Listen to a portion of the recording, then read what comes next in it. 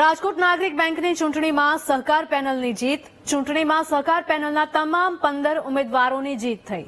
સહકાર પેનલના અગાઉ 6 ઉમેદવાર બિનહરીફ ચૂંટાયા છે. મહિલા બેઠક પર સહકાર પેનલની બંને મહિલા ઉમેદવારોની પણ જીત થઈ. સહકાર પેનલના જ્યોતિબેન ભટ્ટને 290 અને કીર્તિદાબેનને 296 મત મળ્યા. સંસ્કાર પેનલના મહિલા ઉમેદવારને માત્ર 38 મત મળતા પરાજય થયો છે. ચૂંટણીમાં મામા જ્યોતિન્દ્ર મહેતા અને ભાણેજ કલ્પક મડિયાર વચ્ચે હતો જંગ.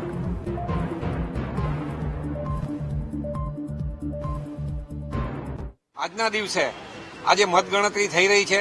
એ મતગણતરીના પરિણામો આપણે જોયા કે અમારા મહિલા ઉમેદવારો બંને જંગી બહુમતીથી ચૂંટાઈ ગયા છે અને અત્યારે કાઉન્ટિંગ ચાલુ છે. એમાં અમારા તમામ ઉમેદવારો મોર ધેન 80% ની અંદર લીડ કરી રહ્યા છે.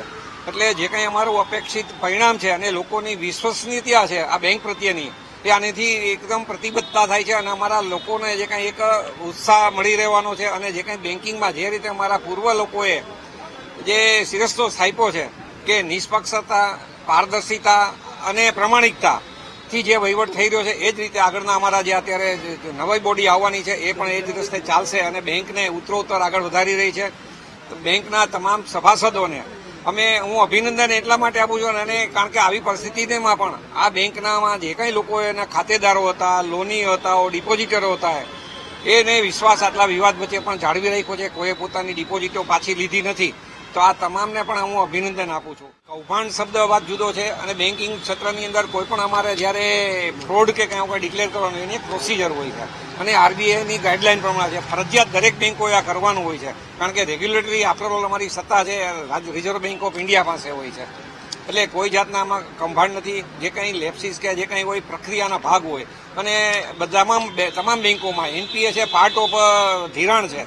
લોકોનામાં ક્યારેક એવી પરિસ્થિતિઓ ચેન્જ થતી હોય એને અનુરૂપ કરતા હોય. જે કંઈ આપણે જાણીએ છીએ કે બેંકના નિયમોમાં અમારા જે કંઈ ડોક્યુમેન્ટ જે કંઈ હોય એની અમારા વકીલોની પેનલો હોય એ બધી એની આપતા હોય છે.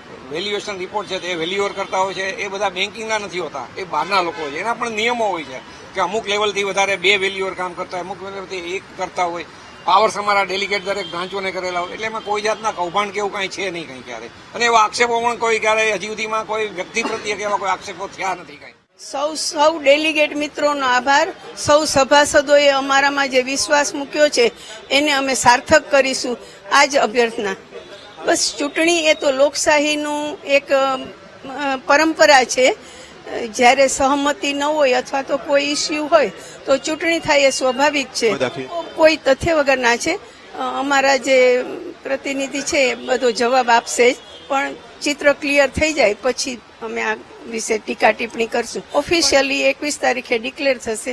ટ્રેન્ડ આપણને ખબર પડી ગઈ.